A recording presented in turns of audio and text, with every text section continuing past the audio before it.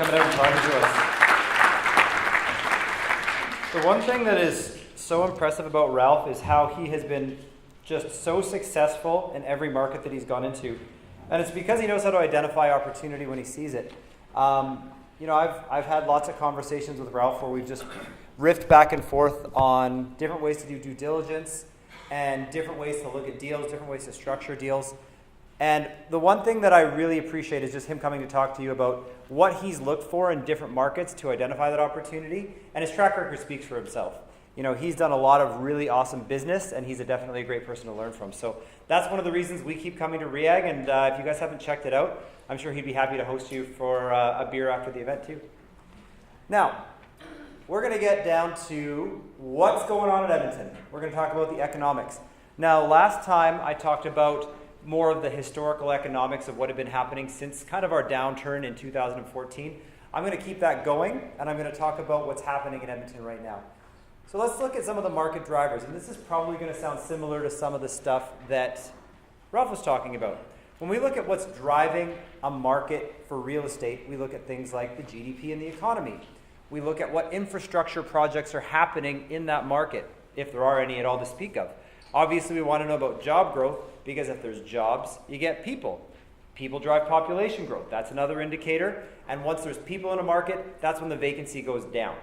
So we're going to work our way through these different indicators in Edmonton and kind of see where on the dashboard. We got a Subaru picture here for Adrian. Adrian, give us a wave in the back there. He's a Subaru lover. So anytime there's a car slide, this is the driver. Maybe I'm the co-pilot. We're ripping through the backcountry. And on our way into Edmonton. So first things first, let's look at GDP. So here's a very handy graph of where our GDP has gone. It tells a pretty distinct tale. We were riding high in 2014, 2015. We all know that oil dipped a little bit. Our GDP dipped. And then we kind of moved our focus in Edmonton away from oil into manufacturing. And that's what's really helped us move our way through the recession and start digging our way out of it.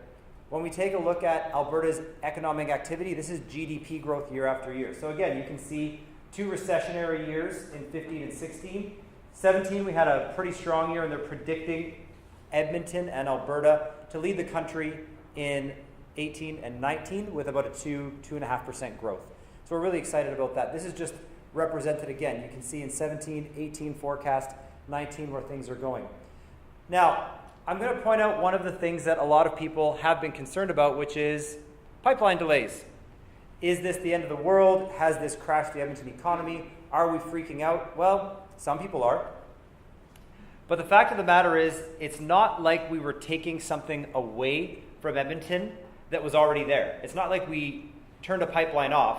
We just didn't get a new pipeline. So the way I look at it is it was kind of a false start. It would have been great if we would have had that pipeline. It would have definitely been a bit of an incubator for business accelerating, but we were already clipping along. And I'm going to talk about some of the other things that have been driving our economy. So first things first, infrastructure. I personally love infrastructure. If we did a property by property breakdown of my own personal portfolio, I like to be in the hot zone of where infrastructure is being developed. So do I own property within a stone's throw of the ICE district? Absolutely. This is a multi-billion-dollar project in downtown Edmonton, which isn't that big, by the way, compared to Vancouver. But look at the cranes, look at the buildings. We have a multi-billion-dollar arena. For those of you who haven't been, Edmonton is actually starting to look like a real city. And a lot of the oil jobs that were lost got transferred into construction, building these big projects. The next major infrastructure piece we have going on right now is the LRT. Now, this is a picture that was taken about a month ago. We're not planning an LRT. We're not hoping for an LRT. We're building an LRT. That's light rail transit. That's the same as a SkyTrain. It's metro. We're building an LRT right now. There are literally tracks on the ground. A little ways down from that, you can see them building the stop. This is going to open soon, and there are a lot of opportunities along the length of this line that are available. To key on what Ralph said, you want to be where it's growing. You want to outpace market averages. Well, get a little bit of a shot in the right direction by being close to the infrastructure. Further to our GDP outlook, like I said, we have a strong manufacturing sector. There are two major economic hubs close to Edmonton, one called Atchison, one called Nisku. We'll talk about those in a little bit. And this is just one of the major manufacturing businesses that we have in Edmonton. This is a window manufacturing plant. Huge window manufacturer, ships windows all over Canada. I mean, there's nothing sexy about windows in and of themselves, but the fact that they're helping drive our economy is really exciting. Now, pursuant to recent news, oh yeah, we've got Aurora Cannabis just outside of town. Huge indoor growing facility, massive. And the proof is in the pudding. That's right, Alberta is running out of weed. One week into legalization, and there are actually dispensaries in Edmonton that are sold out. Now, okay, you guys have had this for a long time, no big deal. I guess Albertans are pretty excited. My point is that Aurora facility has a ton of jobs associated with it. It's really, really helping out our economy. Now, a lot of you might be wondering, or I've been asked by clients that we have in Edmonton, what goes on in the city beyond just that boom and bust economy, oil, manufacturing, etc. We've got a couple of bonuses that none of the other major centers in Alberta have. First of all, we are the government center. We are the capital city of Alberta. This is the Alberta legislature at night, very beautiful. There are about 90 to 100,000 government jobs in Edmonton. That's a lot of employment that has nothing to do with economic cycles, and those are jobs that aren't going anywhere because, well, they're government jobs. So it really helps stabilize our economy. On top of that, this is the University of Alberta. There's about 50,000 students and about another 30,000 staff. And you can see the campus is pretty much the size of a small town. Again, whether the economy's good or whether the economy's bad, if people want to get that degree, they're going to go to that school. So we have two major drivers of population that are independent of economic cycles, which is really helping stabilize the economy. Now, let's move into our next driver, job growth. So again, into 15 and 16, those bars are smaller. Back into 17, 18, we see the recovery. Jobs are growing again. So that's really, sorry, this is actually our weekly earnings slide. So wages were going down, now wages are going up. Let's head into job growth. Again, we can see the job growth increasing. So we didn't really add a lot of new jobs during our recessionary period in 16 and 17. And then heading into 17, 18, we're adding a lot more jobs every single month. So wages are increasing again, jobs are increasing again. All of those baseline indicators of good things to follow, the stats speak for themselves. When it comes to population growth, this is province by province population growth this year. So you can see Alberta's looking pretty strong. Newfoundland's shrinking. That's because people are coming from manufacturing jobs over where we're at. Canada's growing in population. So the more people we have living in the city, you can see our population growth quarter by quarter for the last year. The more people we have in the city, the more places they're going to need to live. Again, this helps the housing market out. And we can see it in the vacancy rates. So again, it's the same trend continues. When things were really hot in 12, 13, 14, the vacancy rates were low. In 15, 16, during the recessionary periods, we can see the vacancy rates jumping. In 2017 year end, we were down to 6.3, and year to date in 2018, this is as of October, we're down to 6.1. So where are we on that step-by-step part of the cycle? Well, we know GDP is growing, we know manufacturing and infrastructure is looking strong, population is growing, wages are going up, jobs are being created, and vacancy rates are just starting to slide down. So that's kind of the next domino to tip in terms of our economic recovery, which is why we're not seeing prices go crazy just yet, because we haven't hit that point in the market cycle yet. Now, there's another thing that I want to talk about specifically to you BC folks, to you Vancouverites, and it's what I like to call the Alberta Advantage. So we have a few things going on in Alberta that you guys don't really have going on here in BC. Number one, we have no land transfer tax. That's pretty sweet. We also don't have vacant property tax. We don't have foreign buyers tax. We don't have PST. So if you're doing, let's say, a $100,000 renovation on a property, you save 5 to 7%. I don't know exactly what PST is. I don't really worry about it. But you're not paying PST on building materials. You're not paying PST on labor. You're not paying PST on property management. You're not paying PST on your new furnace, et cetera, et cetera, et cetera. Over the long-term life cycle of a buy and hold investment, that adds up. So here's the question that I really want to answer is boots on the ground, right now, what's going on in Edmonton? Well, as you saw, we had that strong year in 2017, which created a lot of excitement into 2018. And in the beginning of 2018, we had a real zip in the market. We were seeing houses go into multiple offers for the first time in years. We were seeing the days on market going down. People were really, really getting into the market and getting excited. And then what ended up happening is people who have been holding on for 2 or 3 years waiting for the market to come back all had the same idea all at once. They said, okay, let's get rid of this property I've been holding for way too darn long. And we ended up getting a bit of an artificial oversupply because everybody who's been holding properties they don't want tried to dump them. So you can see right here our residential inventory is pushing 10,000. By comparison, in May it was around 5,000 or 6,000. So the inventory is up. Things like days on market are going up. It's taking a little bit longer. And what this has done is shaken a key indicator that we like to call consumer confidence. So there's a perception by Edmontonians in the Edmonton market right now that because there's so many houses on the market, because we're a seasonally affected market and we're now in the winter, there are sellers that are getting a little bit nervous. And because in Edmonton, we've been living it, we've been breathing it, we've been experiencing it, there are people who don't have that long-term perspective of looking at the fundamentals on a ramp to recovery. We have people who have just said, I've been getting my butt kicked for 3.5 years and I tried to sell and it didn't. So right now in Edmonton, we are in a window of opportunity because there are a lot of motivated sellers out there. Not every seller is motivated. It's not like you can walk into every single property and guarantee yourself a deal. But if you have a property type in mind, then you can write 5 offers and chances are one of them you'll get that really good deal. So cash flow is king at Edmonton right now. And what I mean by that is because there is still a little bit of lack of consumer confidence, because we're in an environment where interest rates are going up, thanks a lot, Kyle, and because it's the Bank of Canada, and because we're in an environment where we see all the signs of economic recovery, but will it be in March? Will it be in November of next year? Will it be spring of 2020?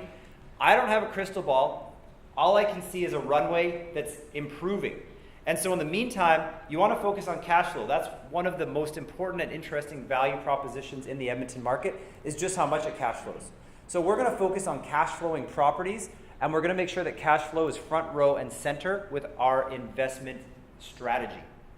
So like I said, there is a window of opportunity that's existing right now to get good deals on properties as we head through this period of oversupply, as we head through what is typically the low season in Edmonton, which is the winter months. And before we know it, things are going to be clipping along again.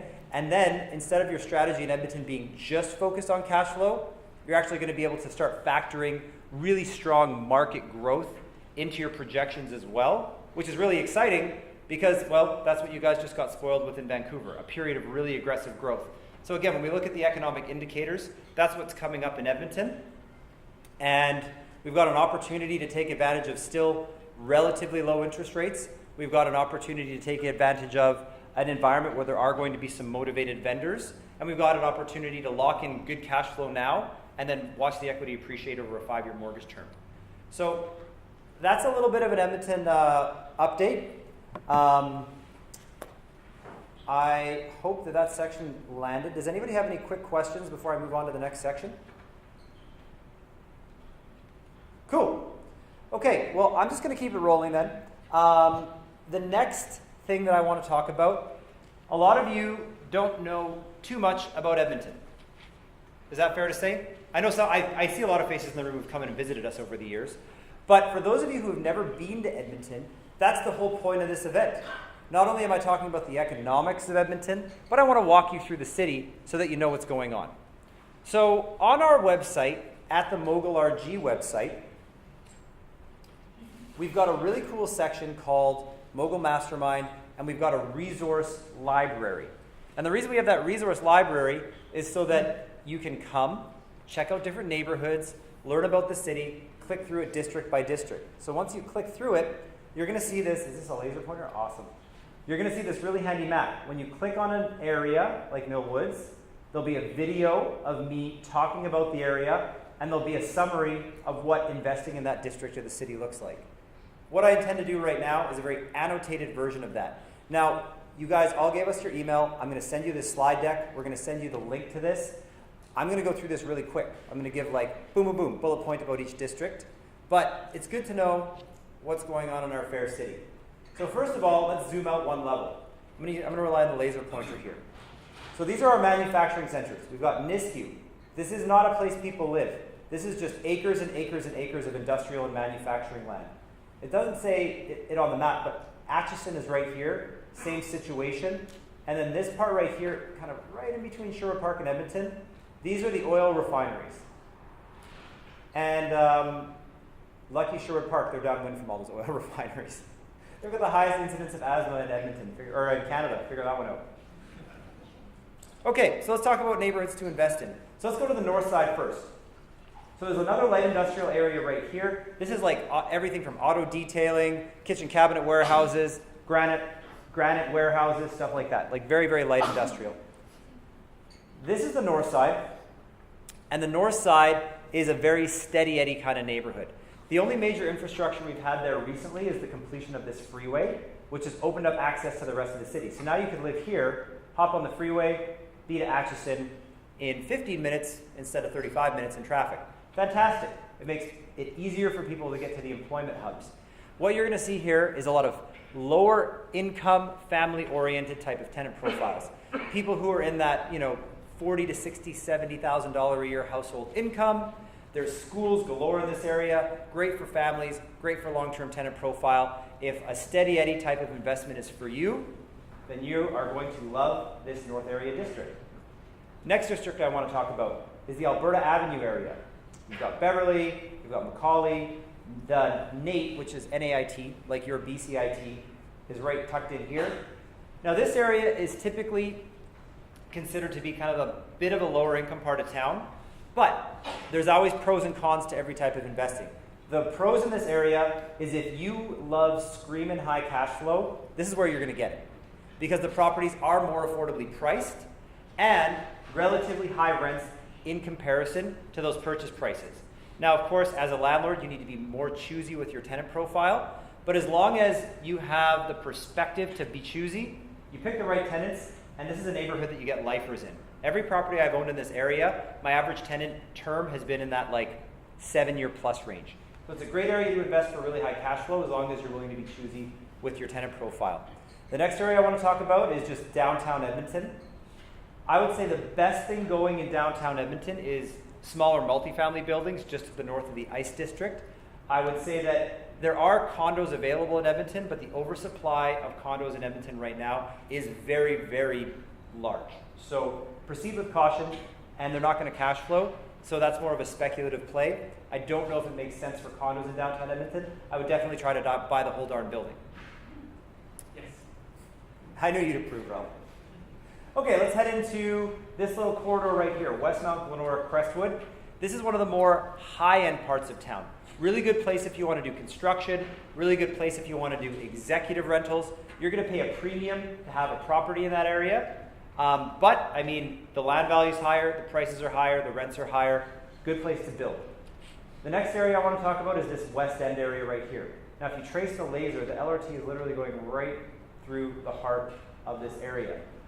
Excellent place to get that perfect balance of high cash flow and good prospect for market growth. So we see a lot of basement suited houses in this area. We're going to see houses without suites that still rent, but you get good land appreciation on. So that's kind of the West End in a nutshell. We've got Henday West here.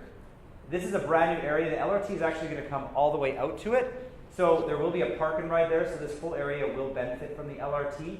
It's a great place if you just want brand spanking new properties. You still have the warranty, you've got that new feel, you've got a tenant profile that likes new, that likes, higher end stuff. And the average family income is pretty high here. Close to the light industrial, close to Atchison. Really good option. The cash flow won't be as high because new properties pound for pound are a little bit more expensive. But if you're willing to trade off a little bit of cash flow yield, you're going to get rewarded with less repairs and maintenance because it's new. Next part of town, Henday South. Very similar to Henday West, just a little bit more expensive. and therefore a little bit more desirable. It's a more affluent tenant profile. Again, that cash flow yield is going to go down just another little notch. Still going to positively cash flow, but it'll go down one more notch. And again, you're paying for that desirability factor and for that tenant profile. University area, very expensive, next to no vacancy. So this is going to be, out of all of the areas we talked about, probably the lowest yield in cash flow, unless you're doing student rentals. But really, zero vacancy. 50,000 students, you're going to have a lot of demand for your property in that area. So that's the trade-off. Next area I want to talk about is Bonnie Doon. This is a very, very hot, expensive area. LRT is going right through the heart of it. Should be opening within about a year, year and a half. More expensive to get into, smaller cash flow yields, really good prospects for equity growth. And then finally, we've got Mill Woods right here. The Mill Woods area, extremely popular to invest because the LRT is going there. And again, it's got that great balance between infrastructure and equity growth, but properties that still cash flow really, really well.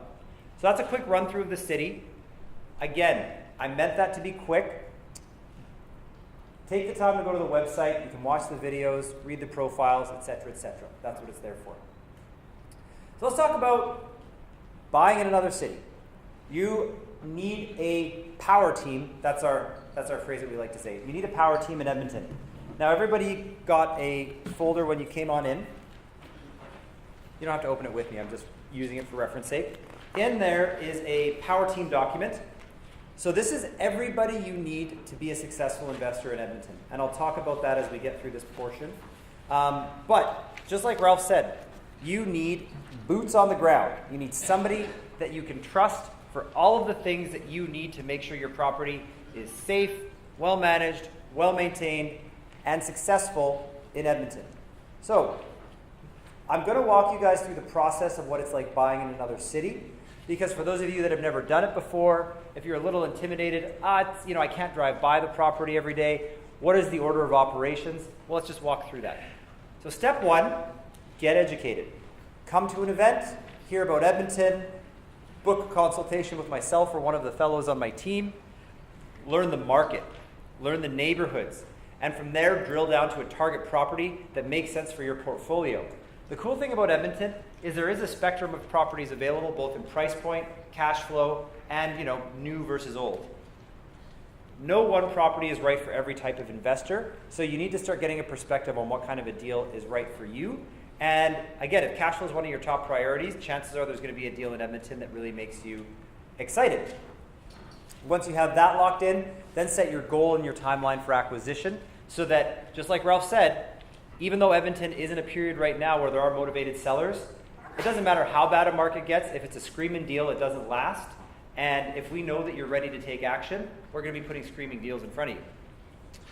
Step 2A, write the offer. Now, I don't like it when anybody buys anything sight unseen, so we're going to put conditions in the offer. Obviously that you get to view the property, financing condition, inspection condition. We're going to have terms in the contract. If it's a vacant property that you want to put tenants in, we'll say things like your property manager can show the property prior to possession so that you can take possession tenanted. We're going to target the right property, and we're going to make sure that we have long enough timelines so that you can actually fly to the city, check it out, come on a tour, etc. Step 2B is visit and come on a tour. So while you're in town looking at your target property, we're going to go on a neighborhood tour. We're going to go view some of the infrastructure that's going to be affecting your property.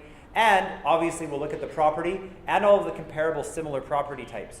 Now the reason that I have 2A and 2B is that some people prefer to come on a shopping trip before they write an offer. Like Ralph said, most people don't like coming without at least having a deal in hand, because you might just pay for a vacation to Edmonton where you got to do some shopping. So whatever fits in your comfort zone, we're happy to do it. That's why steps 2A and 2B are interchangeable. Now, this is just another picture of us, like we're standing in front of the bus, feeling happy on our bus tour. Step 3, get the property inspected. So we're going to do a full inspection with a licensed inspector. We're going to make sure that we get a property assessment done. Part of that's going to be an appraisal to satisfy the lender. And we'll create a maintenance report if it is an older property. At this point, your contractor, your property manager, that part of the power team is going to come look at the property as well. The next thing you're going to do is you're going to have your power team there. Look, we even Make sure we got a picture with the Green Ranger for Kyle back there. So we're going to make sure you have a chance to sit down with the contractor. Now, a contractor is going to do your bigger projects. They'll build your suite, they'll replace your kitchen, they'll do your bathroom. We'll also make sure you get a chance to meet a handyman. That's somebody that's going to fix a drippy tap, paint a couple of baseboards, fix a broken window, mending, etc. We're going to make sure that you have a chance to interact with a property manager. We're going to make sure that you get to meet the lawyer. And of course, you should have a cleaner on your power team. Sometimes the handyman contractor will organize a cleaner, sometimes they won't. We've got a cleaner on our power team for you. Step 5, closing. Now, when you close in another province, you have to have an Alberta lawyer close the deal. So your lawyer of choice in BC can't actually conveyance and close the deal in Edmonton for you. Too bad, so sad. There's 2 options. You either get your signature notarized in BC, they courier your documents from Alberta to BC, you sign them here in front of a notary, they get couriered back, your Alberta lawyer closes. Or if you just haven't had enough Edmonton yet, you can fly to Edmonton, sign off on the property, and away you go. Step 6 is the ongoing property management.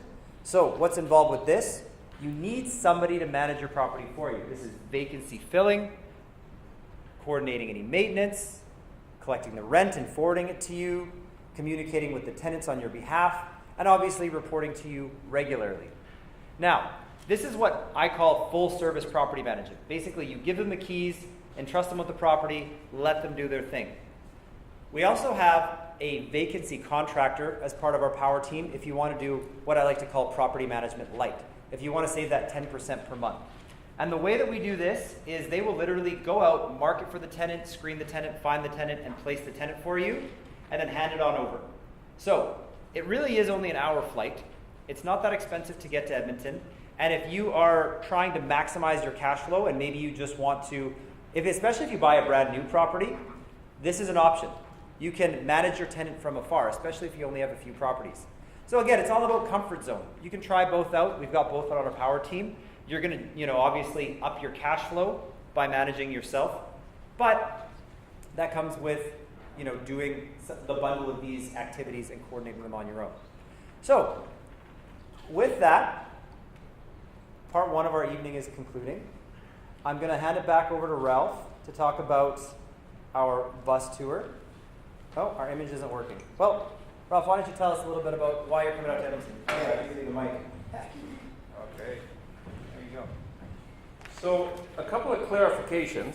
One is that I think it's critically important that you go to a city before you start making offers. You have to build your power team before you start getting offers, because what happens if you end up with a property and you don't have a power team? So that's a critical one. The other one is never remove subject conditions on a property until you know who the property manager is going to be. Nothing worse than owning a property in a foreign city and then you end up with a real lousy property manager. So there's a system for going through deciding on who your property manager is going to be. Talk to other investors. Talk to the property manager. Ask them for advice on a building or a house that you're thinking of. They'll tell you what they think the rents will be.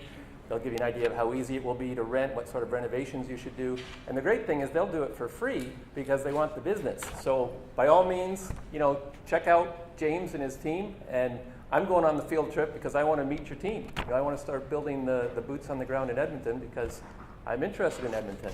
Like you say, one thing I was going to ask is when's the next provincial election? In the spring. So it's less than a year away. And that's going to have a dramatic effect on Alberta. I hate to say it, but it's true. I mean, that screen I put up on BC, the housing prices, and I bought it in '94, and then it was like this. Well, guess what the government was? Oh, I shouldn't get into politics.